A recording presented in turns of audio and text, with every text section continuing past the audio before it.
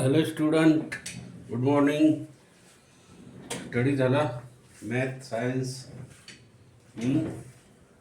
I have given so many electronic configuration: magnesium, chlorine. What is the atomic number of chlorine? 70. Outermost electron. How many electrons are there in the last orbit? I have given already magnesium, sodium and chlorine. Atomic number of chlorine is 70. So electronic configuration is 2, 8, 7. Last orbit 7 electrons नाही का. शेवटच्या कक्षेमध्ये 7 electron आहे आणि म्हणून तो एक electron घेणार, म्हणून त्याच्यावर कोणता प्रभार होणार? मायनस होणार मित्र, हो ऋण. म्हणून the valency of chlorine is -1 नाही का. -1 क्लोरीन हे दिलेलं आहे सगळं. आणि त्याच्यात शेअर आणि सबस्क्राईब करा. सगळं सायन्स दिलेलं आहे तुम्हाला. क्वेश्चन पेपर दिलेली आहे. इंग्लिशची क्वेश्चन पेपर चालू आहे, मॅथची चालू आहे, मॅथ सेकंड आणि मॅथ फर्स्ट. आज आपण उद्या लेखी प्रश्न घेणार आहोत. आज पण लेखी रिटर्न एक्झाम्पल्स 19, 20, 25, 21, 17, 5 वर्ष, 5 मार्च आपलं 2021, 2019, 2020, 2017 म्हणजे हे मार्चला कंटिन्यू हे प्रश्न येत होते. यावर्षी हे दोन्ही प्रश्न फार महत्त्वाचे मित्र हो. हे card is drawn at random form. Pack of well shuffled 52 playing. एकूण कार्ड किती असतात? 52. प्रत्येकाला माहिती आहे ना. Playing. Find PA and PB. Probability of A and probability of B. Event दिलेलं आहे त्यांनी. Event A is equal to the card drawn is an AS. Event A दिलाय, the card drawn is an AS. आणि दुसरा event दिलाय मित्र हो B, the card drawn is a स्पेड. Card is drawn is a स्पेड. मग एचं काय होईल मित्र? NA इज इक्वल टू, बोला solution. S is the sample space. मग NS इज इक्वल टू काय होईल आपलं? एकूण टोटल कार्ड दिलेलं आहे म्हणजे 52. NS काय झाला? 52 कार्ड. बरोबर आहे की नाही. नंतर आपला इव्हेंट A काय दिलाय? इव्हेंट A दिलाय की ड्रॉन इज अन एस, म्हणजेच NA is equal to NA is equal to 4. किती? NA is equal to 4. नंतर आता फाइंड काय करायचं? NP PA. इथे NS दिलाय 52. मग PA, प्रोबॅबिलिटी ऑफ A काय आहे? What is the formula of probability of A? NA upon NS. NA4 म्हणजेच काय होईल? NA upon NS. हे डॅश डॅश देतात मित्र. इथं डॅश डॅश देतात अपॉन इथं डॅश डॅश.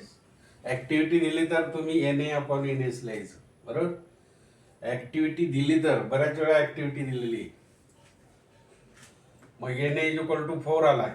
किती आलाय? 4. म्हणजेच काय होईल?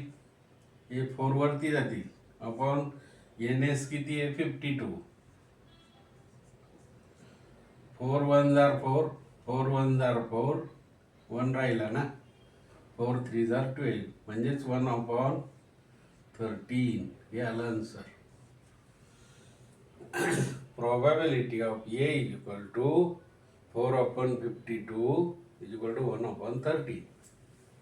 आता इव्हेंट B चा पाहायचा आहे मित्र. Event B. आता इव्हेंट B इथे दिलाय. इव्हेंट B इज ए स्पेड. बरोबर की नाही? इज ए स्पेड.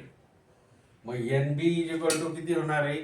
स्पेड तुम्हाला माहिती आहे N B is equal to 13. 13 आहे की नाही. हे बऱ्याच प्रश्नात आहे सेम.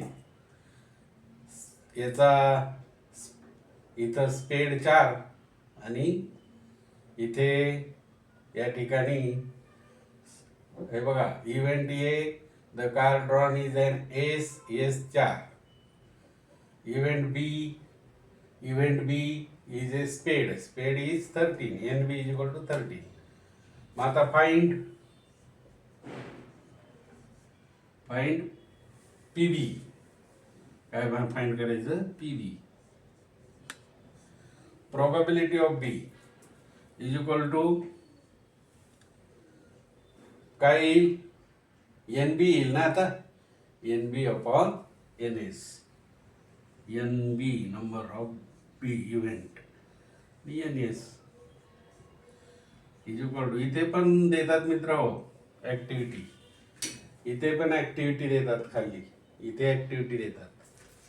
इथं पण ऍक्टिव्हिटी देतात. मग एन बी किती आले आपली. एन बी 13 बरोबर. एन बी 13 आली. एन एस आपला आहेच किती आहे 52. मग 13चा टेबल तुम्हाला येतो ना. 13 1 जार 30, 32 जार 26 नाही का. 33 जार 39 आणि 13 4 जार 52. ॲज वेल ॲज मराठी 13 के 13 24 33 39 13 चौक 52 सर. इंग्लिशमध्ये मराठीमध्ये दोन्हीमध्ये पण यायला पाहिजे मित्र. 13 1 जार 30, 30 4 जार 52, 13 चौक 52, 1/4 हे झालं मित्र आन्सर. कसलं आन्सर झालं हे. PB probability of B event. हे बघा स्पेडचं probability of B event A N B upon N S is equal to 3 मार्काला आहे मित्र. आणि याचं परत हे 2 मार्काला आहे. असंच दिलंय परंतु डायरेक्ट दिले. एकच दिले. एका प्रश्नात एकच दिलंय. एका प्रश्नात 3 मार्काला दिले. म्हणजे या ठिकाणी वेगळा बदलून देतात. 3 आणि 2 5. फक्त नंबर ऑफ कार्ड लक्षात ठेवा. इव्हेंट वेगळे देतील. एस देतील आणि स्पेड देतील. स्पेड 13 एस 4 एस आणि एस 4 आणि स्पेड 13. म्हणजे इव्हेंट 2 देतातच. लक्षात आलं. आता हे you have to write in your mathematic notebook every question which are. हे बघा बोर्डात आलेले प्रश्न आहे त्याची उत्तरं. उद्या पण एक रिटर्न वयावरचा एक प्रश्न घेऊ मित्र हो. खूप सोपा आहे तो पण 3 मार्क आणि 4 मार्काला पण येतो. आणि इंग्लिशचं पण करून ठेवा. Tag question tag passive voice active voice comparative degrees positive degree आहे की नाही. As soon as no sooner than बरोबर सगळं दिलेलं आहे बाई मित्र हो. लँग्वेज तुम्हाला आता सुरुवातीला 4-5 महिने आपण काय केलं ओनली टॉकिंग इन इंग्लिश नाही का. स्पीकिंग आणि मग लाखो शब्द आपण त्या वहीमध्ये लिहिलेले नाही का. Past participle verb past tense नाही का. No sooner than as well as not only but also. भरपूर ग्रामर दिले. याच्यावरून डिपेंड अपॉन लेटर 1-2 दिले 3. फॉर्मल लेटर इनफॉर्मल लेटर तुम्हाला जे आवडेल ते लिहा. फक्त इंग्लिश आली की स्टोरी तर पास्ट टेन्समध्ये लिहायची. तसं आपलं चालूच आहे आता कंटिन्युटी परीक्षा येईपर्यंत. आणि बोर्डाची प्रश्नपत्रिका बघा आपलं चेक करा मित्र. हां लाईक करा शेअर करा आणि सबस्क्राईब करा जे नवीन असेल ते. Okay thank you. Have a good day. Study करा.